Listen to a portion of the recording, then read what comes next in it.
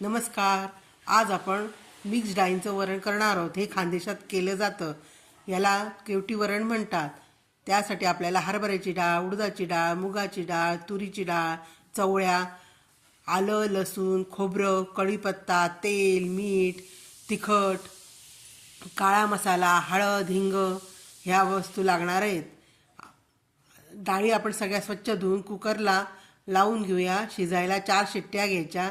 खोबरं आणि आलं किसून घेऊ. खलबत्त्यात टाकून घेऊ आणि लसूण पण घेऊ. चांगलं आपण ते कुटून घेऊ.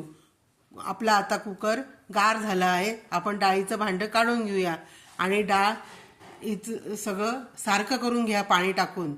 आपलं तेल कढई तापायला ठेवूया. त्याच्यात तेल टाकू, जिरं मोहरी टाकू, आलं ते जे आपण काढलेले ते सगळं टाकून देऊया. हळद, हिंग, मीठ तेलात टाकून देऊ. तिखट टाकू, काळा मसाला किंवा गरम मसाला टाकू. तेलात चांगलं परतवून घेऊ आणि कोथिंबीर पण टाकूया.